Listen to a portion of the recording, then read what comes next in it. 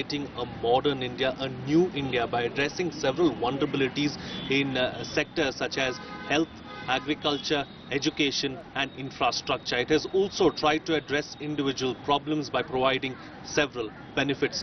To talk about this, I have with me Union Transport Minister Mr. Nitin Gadkari. Mr. Gadkari, welcome to Rajya Sabha Television. What do you think are the objectives, the vision and what drove the budget today? Frankly speaking, the first time in the history of our country, the finance minister first time giving priority to the development of rural and agriculture sector. The poverty, unemployment, not for the agriculture products, the prices are not reasonable. All these problems are facing by the agriculture community. And the first time, the finance minister in his budget is giving special attention to the agriculture and rural development. And the most important thing is, we have to 100% we have to develop the sustainable life of the poor people in the rural area. In place of wood and coal, now we are giving them gas. The 9 crore gas connection in Ujjwala, maximum going to the rural sector. The electric connection going to the rural sector. They are getting fuel, they are getting power, and that is first time it is to be starting of a new socio-economic transformation in the rural and agriculture sector.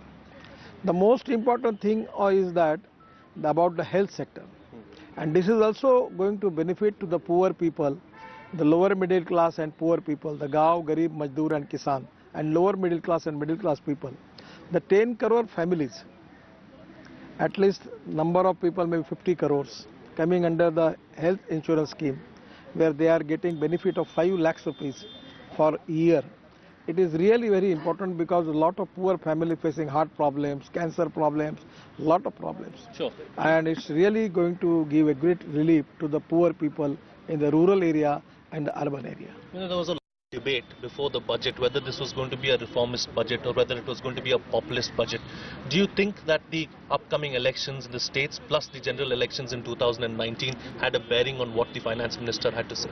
Sir, it's a naked truth that every politician and every political party thinks about its next election. But the most important thing is, for the development of the country, you need a justified approach. There are a lot of people are there, lot of stakeholders are there. Some are the poor people, some are the rich people, Gaon, Garib, Mazdoor, Kisan. There are problems belongs to different stakeholders. Somewhere in the youth there is a problem of unemployment. Somewhere there is no power. Somewhere there is no gas connectivity. Somewhere there is no school. The first time in the history of India, because I am the person responsible of making of Pradhan Mantri Gram Sadak Yojana.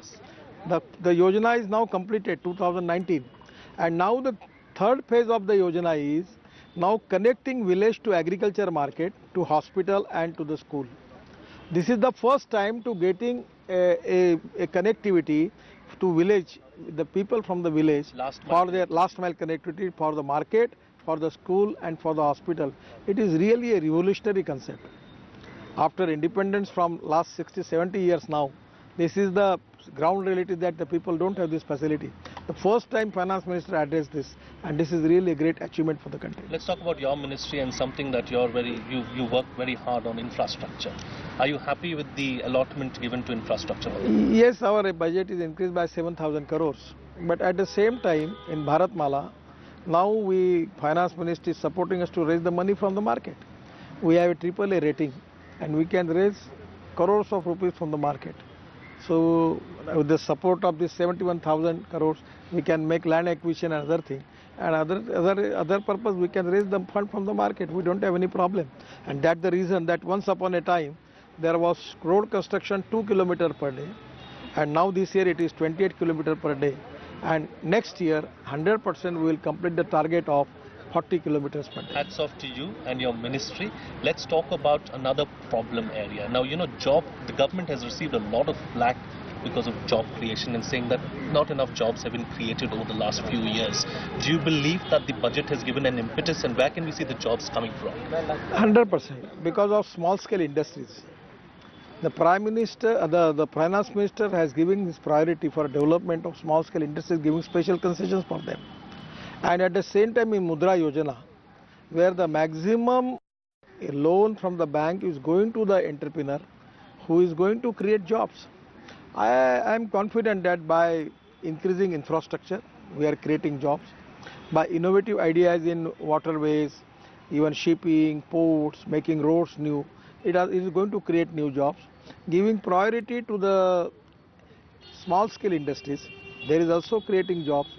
Also in Mudra, the small loans are giving, now the amount is increased. Also it is benefited. And 11 lakh crores for priority sector, agriculture finance, that is also going to create the jobs. And the most important thing is for agriculture produce, now the price assurance is there. Whatever the cost, that 1.5 times will be the price. That will be a great thing. I feel that in agro-processing industries, pre-cooling plant, cold storage, giving this type of priority going to create new jobs into rural and agriculture field. I feel that definitely it is going to be very useful for the country. One final question before I let you go, Mr. Gadkari. If you were the finance minister, what would you have done differently? The same thing which finance minister is doing. And how would you rate this budget on the scale of 10? Is AAA plus. Okay, great. Lovely speaking to you. Thank you for being with us on Rajya Sabha television. With Frank Rausen Pereira and camera person Sudhanshu Bhushan, I'm signing off. Thank you.